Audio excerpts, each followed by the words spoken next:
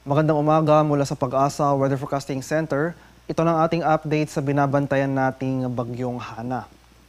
Kaninang alas 4 ng umaga, huling namataan yung sentro ni bagyong Hana sa layong 520 kilometers east-northeast ng Itbayat, Batanes.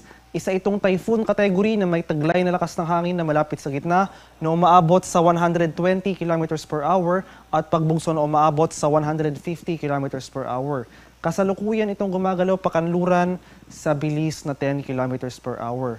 At makikita natin dito sa ating latest satellite images na may dalawa pang bagyo sa labas ng ating Philippine Area of Responsibility.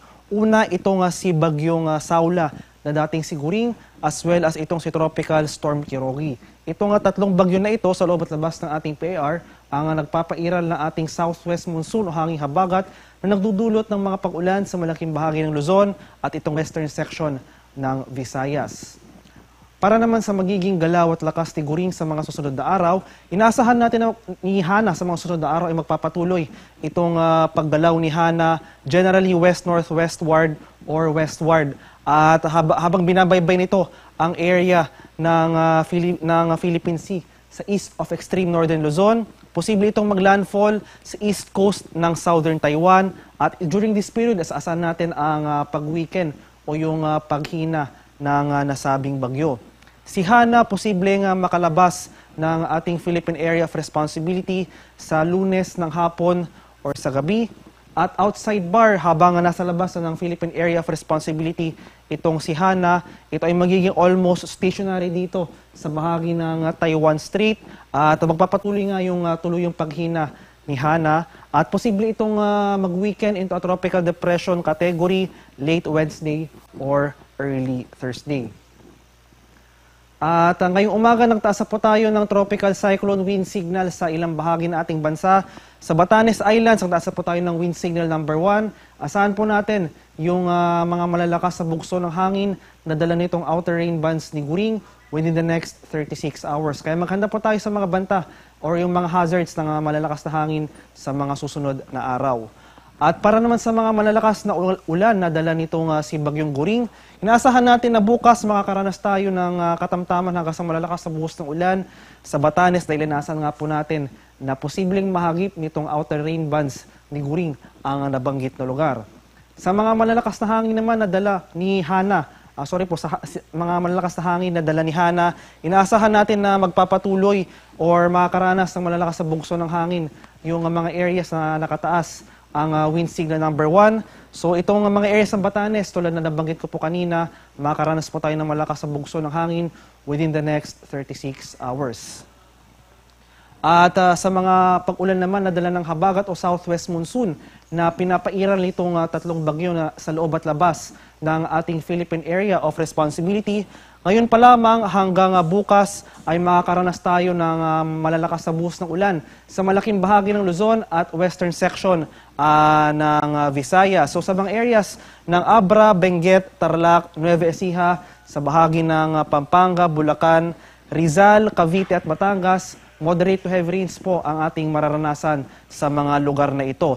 Heavy to intense rains naman ating posibleng maranasan dito sa Metro Manila, Ilocos Region, Zambales, Bataan at Occidental Mindoro. Pagsapit naman ng Lunes, posibleng babawasan yung mga pag-ulan sa areas ng Metro Manila at Ilocos Region, pati na rin sa Occidental Mindoro.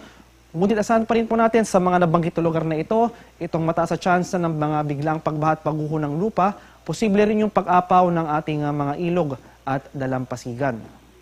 At para naman sa mga malalakas na hangin o yung mga malalakas na bugso ng hangin na dala nitong habagat na pinapairal nitong si Bagyong Hana, at ngayon pa lamang hanggang bukas at posible magpatuloy hanggang sa Lunes, makakaranas tayo ng malalakas na bugso ng hangin na dala ng habagat sa areas ng Batanes, Babuyan Islands, sa bahagi ng Ilocos Region, Cordillera, Nueva Vizcaya, Zambales, Pampanga, Bataan, Aurora, Bulacan, Metro Manila, Calabarzon, Mimaropa, sa Kabikulan, Western Visayas at ang northern portion ng Eastern Visayas. At sa kalagayan naman po ng ating karagatan, dahil sa patuloy rin na pag-iral nitong hanging habagat, ay nagdudulot ito ng maalong sea conditions sa ilang bahagi ng ating bansa. So itong northern at western seaboard sa northern Luzon, pati ang malaking bahagi ng western seaboard ng Visayas. May gale warning po tayo nakataas sa mga lugar na ito. Kaya sa ating mga kababayang mangingisda at may mga maliliit na sasakyang pandagat, kung maaari, huwag po muna tayong pamalaot dahil inasahan natin na magpapatuloy itong maalon hanggang sa napakaalong karagatan, dadala ng habagat na pinapairal ni Bagyong Hana. At para naman sa maging ilagay na ating panahon ngayong araw dito sa Luzon, inaasahan natin itong rains with gusty winds o yung mga pag-ulan at malalakas na bugso ng hangin sa area ng Batanes within the next 24 hours. Samantala ito namang monsoon rains o yung mga pag-ulan o yung mga malalakas na pag-ulan na dala ng habagat, magdudulot ito ng mga pag-ulan sa areas ng Ilocos Region, sa bahagi ng Zambales, Bataan at Occidental Mindoro. Occasional rains naman o yung mga pabugso-bugsong pag-ulan ang mararanasan dito sa Metro Manila, sa ilang bahagi ng Cordillera, ilang bahagi rin ng Central Luzon at sa malaking bahagi ng Calabarzon.